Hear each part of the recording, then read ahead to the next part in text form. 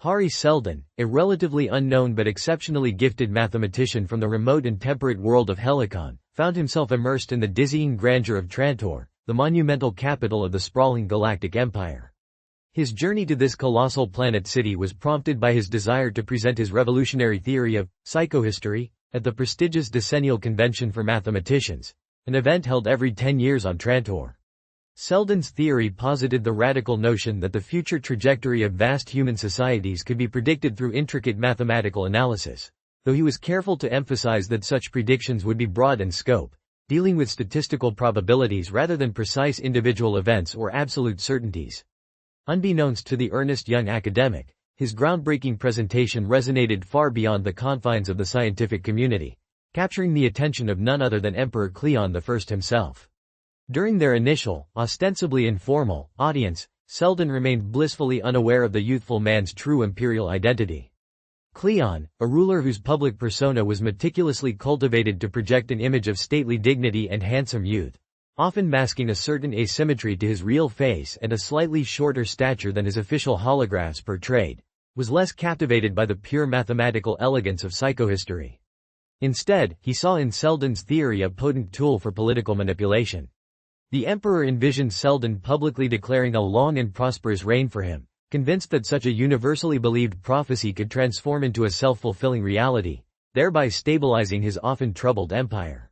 Seldon, ever the purist, reiterated the purely theoretical nature of his field, stressing its inherent impracticality due to the immense, almost unfathomable, computational power required, akin to a universe-sized computer operating at hyperspatial velocities. He also, with a remarkable and perhaps imprudent candor, highlighted the historical prevalence of imperial assassinations, a stark truth that clearly displeased the emperor. This pivotal meeting, however, was not a spontaneous act of imperial curiosity. It was a carefully orchestrated maneuver by the shadowy figure of Ito Demerzel, Cleon's enigmatic chief of staff. Demerzel, whose presence was so skillfully obscured from public record that little was known about him, wielded immense, almost absolute, power behind the throne. He possessed a keen, almost prescient, understanding of the profound implications of psychohistory, even as Seldon himself dismissed its immediate practical utility. Viewing Seldon as a potential, loose cannon, a brilliant provincial whose untamed intellect could inadvertently disrupt the delicate balance of the empire or, worse, be manipulated by rival factions like the mayor of Y. Demerzel swiftly decided that Seldon must be brought under his control, kept on an invisible leash. His initial, subtle plan was to facilitate Seldon's prompt departure from Trantor and back to the perceived security and more easily monitored environment of his home planet, Helicon. As Seldon finalized preparations for his departure from Trantor, he was accosted by a man who introduced himself as Cheddar Hummin, a journalist. Hummin, whose demeanor was a meticulously crafted blend of amiable curiosity, casual frankness, and an underlying seriousness, quickly established a disarming rapport with Seldon. He fed Seldon tantalizing, seemingly insider details about Demerzel's pervasive influence and the hidden dangers lurking beneath Trantor's seemingly placid surface. The first tangible manifestation of this purported danger came in the form of an unexpected confrontation with two fashionably dressed thugs in a seemingly tranquil park within the imperial sector. To Hummin's feigned surprise, and Seldon's genuine astonishment, the mathematician, drawing upon an unexpected proficiency in martial arts honed on Helicon, swiftly and decisively incapacitated his attackers. This dramatic skirmish, meticulously observed by Hummin, served to reinforce Seldon's belief in the very real threat posed by the elusive Demerzel and cemented his nascent trust in his newfound journalistic confidant. Hummin then skillfully persuaded Seldon that a direct return to Helicon would be tantamount to walking directly into Demerzel's waiting hands, likening it to a secure imperial territory where Seldon would be under constant surveillance. Instead, he argued that Trantor, despite its apparent imperial dominance, offered a more ironically secure refuge due to its immense and complex nature, making it difficult for imperial forces to fully control every sector without risking widespread societal disruption. Hummin promised to guide Seldon to a haven where he could continue his theoretical work in peace and safety. This promised sanctuary was Strealing University, a renowned institution of higher learning on Trantor, celebrated for its tradition of academic freedom and its perceived immunity from direct imperial interference. At Strealing, Seldon was introduced to Dors Venabili, a striking woman of average height with reddish gold hair, an intelligent, expressive face, and a subtle humorous curl to her lips. Dors, a historian specializing in the rise of Royal Trantor, was ostensibly tasked by Human with Seldon's protection and acclimatization to university life. Their relationship, initially one of professional courtesy, quickly deepened, with Seldon finding himself increasingly drawn to her sharp wit, calm competence, and unexpected personal warmth. During the seemingly innocuous trip to the upper side, the exposed, dome-covered surface of Trantor, a realm of perpetual cloudiness and cold, at the subtle suggestion of a fellow academic, Lisung Rhonda, Seldon narrowly escaped capture by a mysterious, jet-down, aircraft. The upper side, a stark contrast to the artificially controlled climate beneath the domes, proved to be a challenging environment. Seldon, now deeply entrenched in a state of paranoia, suspected a deliberate trap, questioning if Rhonda was an imperial agent sent to lure him out. It was Dors who, with remarkable courage and efficiency, tracked him down and rescued him from the freezing, sleeting night, further solidifying her role as his indispensable guardian. This perilous incident, a stark reminder of the ever-present danger, paradoxically served to strengthen Seldon's burgeoning resolve regarding his psychohistorical mission. Seldon's initial attempts to apply psychohistory to the vastness of the entire galactic empire proved overwhelmingly frustrating. He quickly realized that the sheer volume of historical data and the endless complexity of interworld relationships made direct, practical application seem impossible. His frequent conversations with Dors, however, inadvertently provided a new and crucial avenue of thought. Her descriptions of the distinct cultural and social mores within Trantor's myriad sectors, and the challenges of navigating such diverse societies within a single planetary entity, sparked a profound realization. If Trantor itself, with its 40 billion inhabitants, 800 diverse sectors, and unimaginable technological and cultural complexity, could be considered a self-contained galaxy, a vast yet ultimately bounded system, then perhaps psychohistory could be made practical by focusing solely on this hyper-urbanized world as a first approximation. He reasoned that the effects of the outlying worlds, while significant, could be considered second-order effects that could be added as later modifications, rendering Trantor a manageable, if still immensely challenging, subject for his grand theory. This pivotal realization coincided with a new lead from Dors, the enigmatic Mycogen sector. The Mycogenians were an insular, deeply traditionalist community nestled within Trantor, characterized by their unique customs and an almost fanatical adherence to their ancient heritage.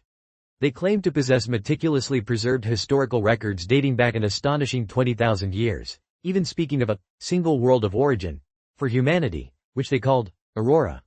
Human, ever the orchestrator, facilitated their journey to Mycogen. Upon their arrival, Seldon and Dors were immediately confronted with the Mycogenians' rigid, almost unyielding, social structure. They observed the universal baldness of the inhabitants, their uniform kirtles, and the strict social hierarchy that notably relegated women to a subservient role, rarely permitted to speak to men outside their family unit. Sunmaster 14, an elder of the sector, greeted them with an air of austere hospitality, emphasizing their status as tribesmen, outsiders, and the stringent rules governing their stay. Seldon, driven by his scholarly pursuit and the renewed hope for psychohistory, was determined to access the Mycogenian historical records and learn about their purported dawn world. He shrewdly leveraged the Mycogenians' deeply ingrained taboos and their underlying curiosity about outsiders by engaging with Raindrop 43, a young Mycogenian sister assigned to their care. Through a carefully orchestrated display of feigned insensitivity and a calculated, sexual escapade, where he allowed her to touch his hair, a forbidden and sexually charged act for Mycogenians, Seldon managed to breach her inhibitions and secured a copy of the book.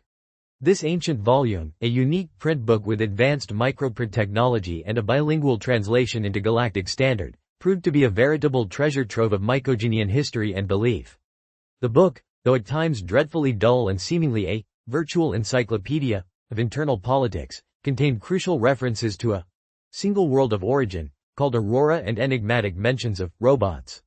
Seldon's long-standing fascination with robots, rekindled by the book's discussion of humaniform robots that were indistinguishable from humans, was particularly piqued by the text. He became convinced that an ancient, living humaniform robot, perhaps even immortal, could possess a direct, untainted memory of humanity's primordial past, providing invaluable data for psychohistory. This conviction drove him to seek out the Mycogenian Sacratorium, their sacred central temple, which the book hinted might house such a relic. Despite Dors's strong reservations for historical skepticism regarding mythical origins, and the explicit warnings of Mycelium 72, a Mycogenian scholar who knew of the tribal library but disbelieved in robots. About the strict taboos surrounding the Sacratorium and the dangers of transgression, Seldon persuaded her to accompany him. Disguised in mycogenian kirtles and skincaps, they navigated the labyrinthine sector, eventually finding a hidden entrance to the Sacratorium. Inside, the atmosphere was one of solemn reverence and perpetual mourning for their lost world, Aurora. They observed various displays depicting idyllic historical scenes from Aurora, including crude, metallic robots. However, Seldon remained fixated on finding the advanced, humaniform robot he believed in. Their audacious infiltration of the Elder's Eyrie, the highest, most forbidden part of the Sacratorium, led to a climactic confrontation with Sunmaster 14. The Elder, revealing his prior knowledge of their intrusion, explained that the Mycogenians were, in fact, fully aware of their presence and were complicit in Human's grand plan, having been subtly influenced to play along with Seldon's quest while extracting concessions from Human. The robot in the Eyrie, to Seldon's profound disappointment, was merely a lifeless, symbolic metallic figure, a mere relic. Sunmaster 14, now free from the immediate threat of imperial reprisal, contemplated a severe punishment for their sacrilege, including death or handing them over to the Emperor. However, he was ultimately swayed by Human's timely, and subtly manipulative, intervention and his persuasive arguments about the greater good of the galaxy, as well as the potential for Mycogen to regain its lost world through psychohistory. Their next carefully selected refuge was Dal, a sprawling, impoverished, and notoriously insular sector of Trantor, known for its subterranean heat sinks. These massive thermal energy converters managed much of the planet's waste heat, making Dal a vital, if unappreciated, component of Trantor's energy infrastructure. Their hosts in Dal were Jurid Tisalver, a friendly but conventional Dalite, and his suspicious, traditionalist wife, Cassilia. They viewed their guests with a mixture of awe at their outworlder status and suspicion due to their unconventional ways. It was in Dal that Seldon met Hugo Amaral, a brilliant self-taught mathematician toiling in the heat sinks, whose innate talent and fervent desire for knowledge deeply impressed Seldon. Amaral, like the Mycogenians, held a fervent belief in an original world of humanity, though he referred to it as Earth, rather than Aurora. He revealed the deep-seated prejudice against Dalites from other Trantorian sectors, a systemic discrimination that profoundly impacted his life and limited his opportunities. Seldon, recognizing Amaral's immense, raw potential, promised to secure him an education at a university on Helicon, a promise that deeply moved the young man. Amaral also directed Seldon to Mother Rita, a seemingly eccentric old woman living in the perilous slum of Bilibatan, a notorious, high-crime area within Dal. Mother Rita was rumored to possess ancient, unwritten tales of Earth and its history. Despite the manifest dangers of Bilibatan, Seldon, driven by his insatiable intellectual curiosity and a growing conviction that these fragmented legends might hold a key to psychohistory, felt compelled to visit her.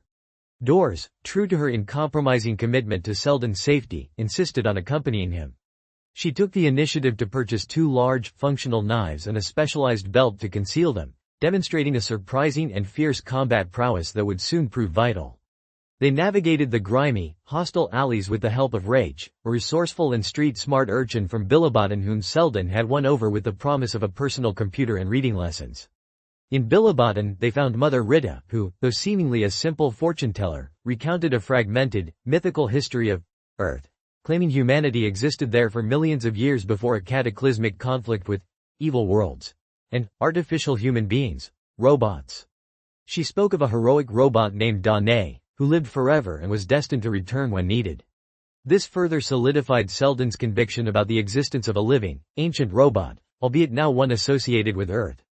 Their journey out of Bilibatan was abruptly interrupted by a violent confrontation with a gang of thugs led by Marin, a local ruffian. Dors, with astonishing speed, agility, and combat skill, disarmed and humiliated Marin and his men, leaving them wounded and demoralized, particularly Marin, whose mustache was partially severed in the skirmish. This stunning display of unexpected prowess quickly earned Seldon and Dors a fearsome reputation throughout Bilibatan. Their newfound notoriety, however, also attracted the attention of a supposed newsman, Marlo Tonto, whom Dors shrewdly exposed as an imperial agent attempting to fabricate a violent incident to justify an imperial intervention in Dal. Their next encounter was with Davin, a political subversive from Bilibatan who sought to unite the oppressed factions of Trantor against the Empire. Davin, having heard of Seldon's perceived abilities and recognizing his symbolic value, attempted to recruit him, suggesting that Seldon's powerful friend would be able to intervene on their behalf. This powerful friend turned out to be Sergeant Emmer Thallis of the Y security forces, sent by Rochelle, the formidable and ambitious daughter of the mayor of Y. Seldon and Dors were then transported to Y, a powerful and highly militarized sector of Trantor that secretly harbored ambitions for the imperial throne. Rochelle, a woman of immense ambition and strategic cunning, aimed to execute a swift, decisive coup to seize control of Trantor and establish a new, smaller, and more manageable, Trantorian empire, allowing the rest of the galaxy to splinter. She intended to use Seldon's burgeoning psychohistory as a potent tool for propaganda, believing that his scientifically backed predictions would legitimize her coup and convince the populace to accept her new order. However, Rochelle's meticulously planned coup was subtly undermined by a force far more powerful than she could have imagined. Daniil, operating tirelessly and invisibly as Ito Demerzel, had quietly worked to sow seeds of disloyalty and doubt among the Wyan officers.